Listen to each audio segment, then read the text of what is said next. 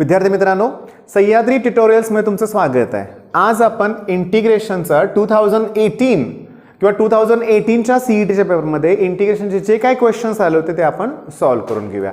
पहिला क्वेश्चन काय आहे बघा की त्यांनी दिलंय 0 to k 1/1 plus 1/2 plus 18x² dx equals to π/24 आणि फाइंड k हे आपलं अप्पर लिमिट आहे।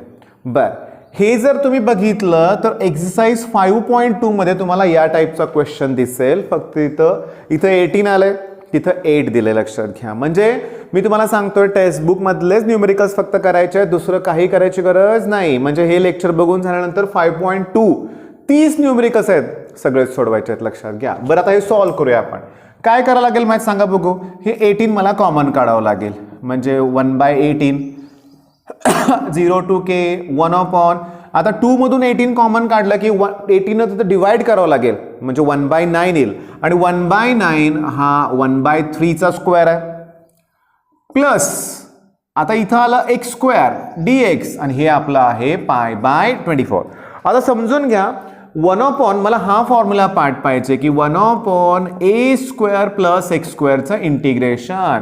मी पहिल्या लेक्चर पासून तुम्हाला सांगत आलोय फॉर्म्युले हे पार्ट करायचेच आहेत, तुम्हाला आठवले पाहिजेत, यूज करता आले पाहिजेत। मग त्याचा फॉर्म्युला काय माहिती आहे का की 1/a tan इनवर्स x/a। मग ह्याचा आन्सर काय बघा, देअरफॉर हे 1/18 ह्याचा 1/a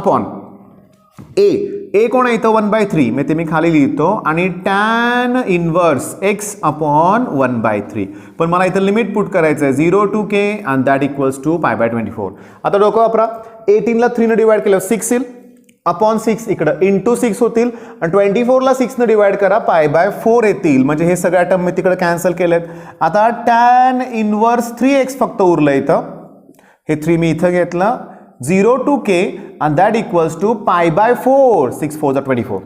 समजून घेण्याचा प्रयत्न करा, लोअर लिमिट पुट करूच नका कारण ते 0 आहे, पण अप्पर लिमिट k पुट करा, म्हणजे मला मिळेल tan inverse 3k upper limit that equals to π/4। आता tan इनवर्स tan होईल, त्यामुळे 3k इक्वल्स टू tan π/4, π/4 म्हणजे 45।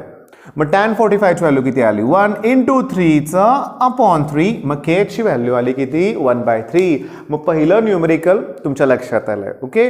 आणि एक्सरसाइज कुठला सांगितलाय 5.2। चला आता आपण दुसरं न्यूमेरिकल बघूया। विद्यार्थी मित्रांनो, आता 2018च्या पेपर मधला दुसरा जो क्वेश्चन आहे ना, या टाइपचे प्रश्न तुम्हाला एक्सरसाइज 4.1 मध्ये मिळतील। 4.1 त्यातला पण क्वेश्चन 2।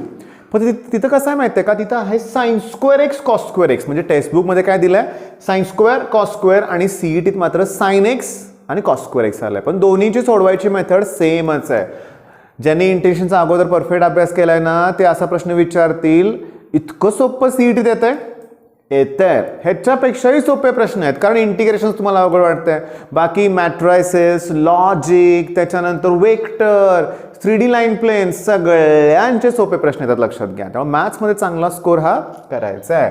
मग चला बघा, पहिली स्टेप मला सांगा 1 ची व्हॅल्यू काय पुट करायची सांगितली मी तुम्हाला, sin² x + cos² x।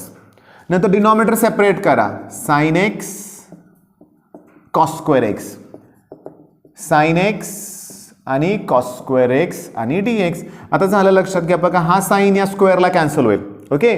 समजून घ्या cos² म्हणजे cos × cos ना, मग जर मी त्यातला एक cosचा रेसिप्रोकल केला तर वरती काय येईल सांगा sec x, आणि हा साइन आणि इथला एक cos, sin/cos म्हणजे कोण आलं tan x, प्लस समजून घेण्याचा प्रयत्न करा, cos² ला cos² कॅन्सल होईल, sin x वरती गेल्यावर काय होतील cosec x dx।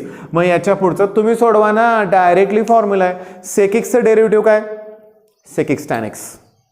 मग sec x tan x integration काय sec x, म्हणजे ह्याचं उत्तर मला मिळालं sec x। पण आता थांबा, cosec x चं इंटिग्रेशन काय सांगा, cosec x चं integration log cosec x - cot x, म्हणजे मी लिहितो इथं मी log cosec x - cot x आणि प्लस c हे तुमचं आन्सर। आता जर पेपरमध्ये बघितलं आपण, लक्षात घ्या, समजून घेण्याचा प्रयत्न करा की log cosec x - cot x एकाच ठिकाणी आणि sec x आन्सर आपलं बरोबर आहे। म्हणजे मला म्हणायचं काय होतं माहिती आहे का, लक्षात घ्या, हे जे आहे ना cosec x sec x, त्याच्यानंतर तुम्हाला सांगू का, लक्षात घ्या tan x कॉट एक्स यांचे इंटिग्रेशनचे फॉर्म्युले जरा वेगळे आहेत.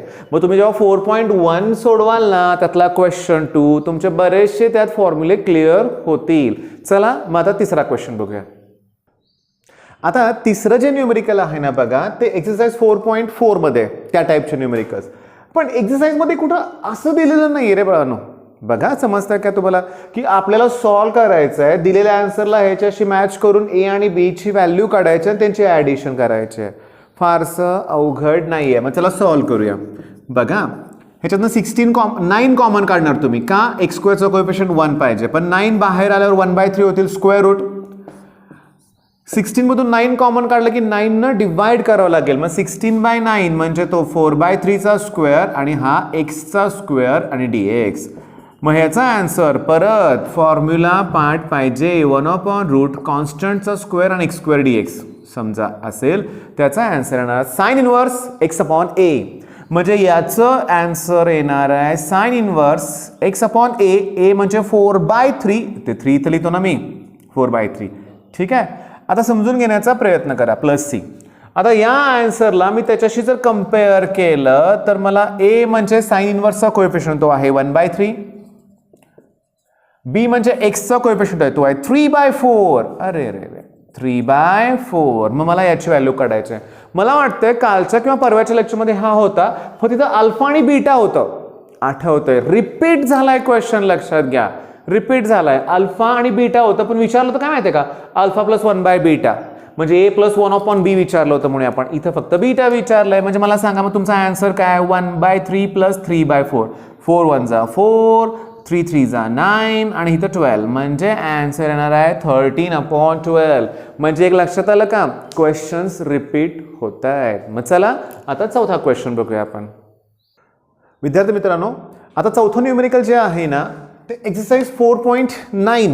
ओके एक्सरसाइज 4.9 मधलं नाही आहे. त्याच्या अगोदर हे प्रॉब्लेम सॉल्व करून दिलेला आहे पुस्तकात. म्हणजे बघा सॉल्व प्रॉब्लेम सुद्धा परीक्षेत येत आहेत.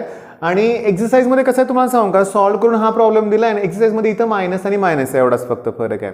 पण इंटिग्रेशन मधला हा सगळ्यात सोपा टाईप आहे लक्षात घ्या कारण किचकट काहीच नाही आहे. कसं करायचं आहे बघा ह्याच्यात समजावून सांगतो. e⁻x तुम्ही काय करा की डिनॉमिनेटर सेपरेट करा 1 + cos 2x आणि 1 + cos 2x आणि dx. आता फॉर्म्युले वापरूया आपण लक्ष द्या. 1 + cos 2x असेल तर त्याचा फॉर्म्युला असतो 2 cos² आणि इथला अँगल हाफ होणार म्हणजे x. sin 2x चा formula 2 sin x cos x divided by 1 + cos चा फॉर्म्युला 2 cos² x आणि dx. समजा इथं मायनस असतं ना 1 मायनस तर 2 sin² x आला असतं हे लक्षात घ्या. आता झालं काय बघा हे e⁻x 2 ला 2 कॅन्सल cos² वरती गेल्यावर मी इथं लिहितो sec² x 2 ला 2 कॅन्सल याला हे कॅन्सल sin/cos म्हणजे मला मिळालं tan x आणि dx. म्हणजे मला मिळालं काय बघा e⁻x tan x अगोदर लिहितो आणि पुढं लिहितो मी sec² x आणि dx. विद्यार्थी मित्रांनो समजून घ्या सीईटीची एक्झाम आहे थेरी एक्झाम नाही आहे. सगळ्या स्टेप करायच्या नाही आहेत तोंडी सांगतो. हे फंक्शन आहे हे त्याचं डेरिव्हेटिव्ह आहे. मग तुम्हाला टाईप माहिती आहे e⁻x f(x) + f'(x). आता लिहितोय मी पण एक्झाम मध्ये एवढं सगळं लिहायची गरज नसते. मग ह्याला आपण फंक्शन मानलं तर हे त्याचं डेरिव्हेटिव्ह आहे f'(x). मग असं असेल तर आन्सर काय आहे तर सांगा e⁻x आणि फंक्शन कोण आहे इथं तुमचा tan x आणि +c हे तुमचं आन्सर. मग लगेच 4.9 आणि 4.9 मध्ये काही जास्त क्वेश्चन्स नाहीच आहेत 17च क्वेश्चन्स आहेत. हो सगळ्यात महत्वाचं हे 17 क्वेश्चन सॉल्व करायचे आहेत पण अगदी असं लिहित बसायचं नाहीये फास्ट करायचं आहे. आयडियाज वापरायचे आहेत लक्षात घ्या. फंक्शन कोण आहे डेरिव्हेटिव्ह कोण आहे हे ओळखायला जमलं पाहिजे पटकन आन्सर मिळेल. बघा प्रॅक्टिस अशीच करा नाहीतर होतंय काय आज बऱ्याच जणांना आता बघा कालच्या स्ट्रॅटेजीमध्ये आपण पेपर दिले होते ओके आणि बऱ्याच मुलांनी चांगला स्कोर आहे. म्हणजे मला आश्चर्य वाटलं काय कायचं तर 160 स्कोर आला असं त्यांनी सांगितलंय 150 160. अरे खूप छान झालं लक्षात घ्या.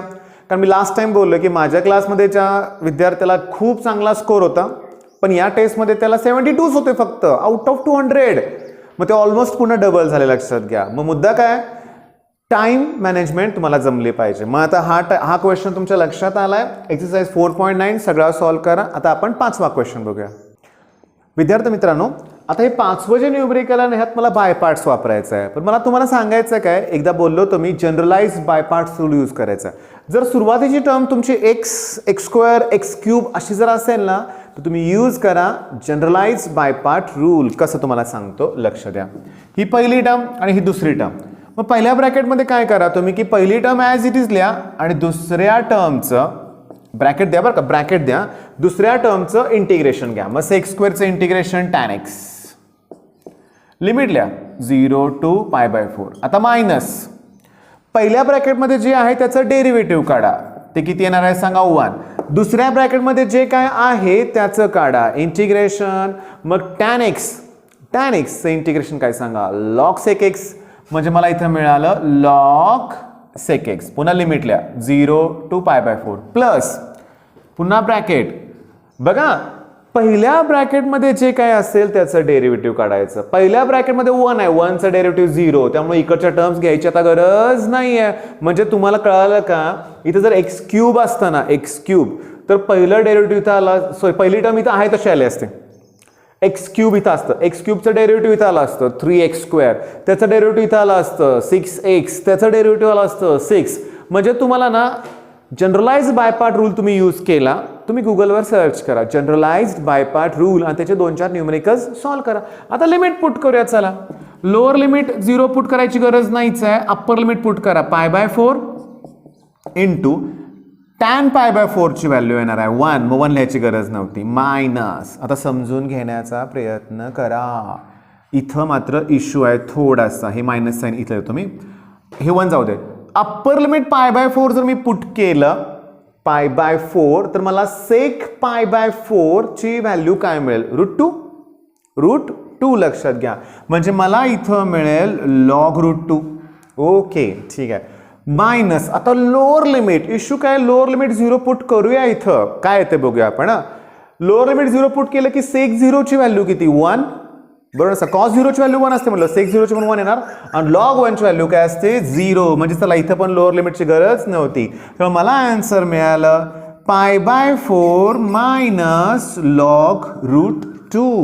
विद्यार्थी मित्रांनो, 2018चा पण पेपर फिनिश झालाय. 16, 17, 18 प्रत्येक पेपरमध्ये 5, गेल्या पेपरमध्ये 7 होते, याच्यात परत 5 न्यूमेरिकल्स आहेत. कमीत कमी 5 तर असणारच आहेत. 10 मार्क आहेत लक्षात घ्या, 10 मार्क आहेत. म्हणजे जवळजवळ 10% एकच टॉपिक कव्हर करतोय. आणि तुम्ही मला कमेंट्स बॉक्समध्ये कळवा, मला तर असं वाटतंय की 3D लाईन प्लेन असाच घेतला पाहिजे असं मला वाटतं. पेपर सॉल्व्ह करून घेतले पाहिजेत, म्हणजे तुम्ही त्या टाईपचे प्रॉब्लेम सॉल्व्ह कराल, तुम्हाला आयडिया पण येईल कसे क्वेश्चन्स येत आहेत, क्वेश्चन्स रिपीट पण होत आहेत लक्षात घ्या. ठीक आहे मित्रांनो, बेस्ट ऑफ लक, धन्यवाद.